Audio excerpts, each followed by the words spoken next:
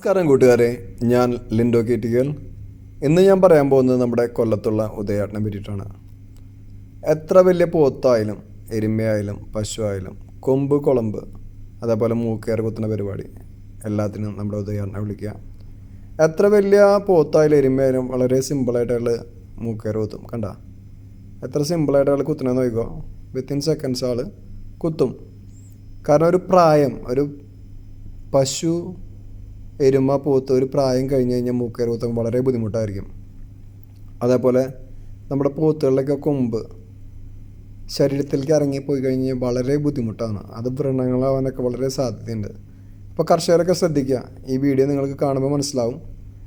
ഈ പോത്തിൻ്റെ കൊമ്പ് അങ്ങോട്ട് താഴ്ന്നു പോയിട്ട് അത് കട്ട് ചെയ്യുന്ന വീഡിയോ ആണ്. എത്ര സിമ്പിളായിട്ട് ആൾ കട്ട് ചെയ്ത് നോക്കണം.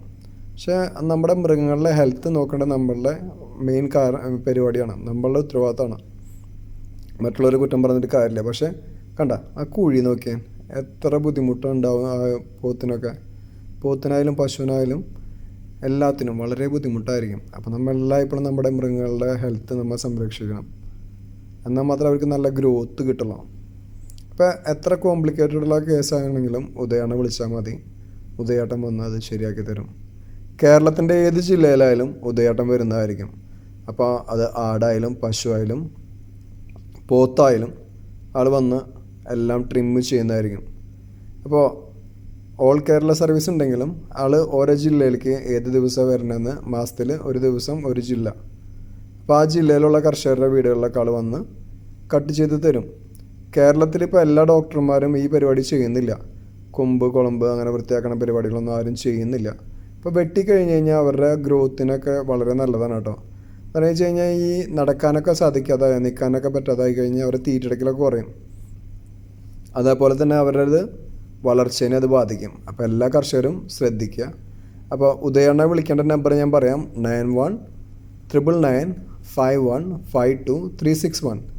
ഈ നമ്പറിൽ വിളിക്കുക. എന്നിട്ട് ഏത് ദിവസം ഉദയാട്ടം വരണമെന്ന് ഏതാ ജില്ല എന്നുള്ളതൊക്കെ നിങ്ങൾ പറയണം. അപ്പോൾ ഏത് ജില്ലയിൽ ഏത് സമയത്ത് വരണം എന്നുള്ളത് പറയും. അപ്പോൾ റേറ്റും കാര്യങ്ങളൊക്കെ ആൾ നിങ്ങളുടെ അടുത്ത് നേരിട്ട് പറയുന്നതായിരിക്കും.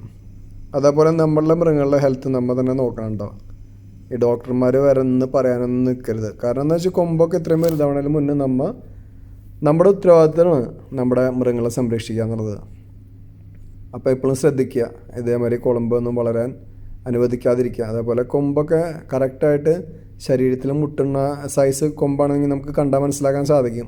അങ്ങനത്തെ കൊമ്പുള്ള എരുമയായാലും പോത്തായാലും ആടായാലും നമ്മൾ ശ്രദ്ധിക്കണം. അല്ലെങ്കിൽ അതിൻ്റെയൊക്കെ ഇൻഫെക്ഷൻ വരാൻ വളരെ എളുപ്പമാണ്. അത് നമ്മൾ പെട്ടെന്ന് ശ്രദ്ധിച്ചൊന്നും വരില്ല. അത് ശരീരത്തിലേക്ക് ഇറങ്ങിക്കഴിഞ്ഞ് കഴിഞ്ഞാൽ അത് വളരെ ബുദ്ധിമുട്ടാകും. അപ്പോൾ ഉദയാട്ടനെ വിളിക്കേണ്ട നമ്പർ ഒന്നുകൂടി പറയാം. 919995152361.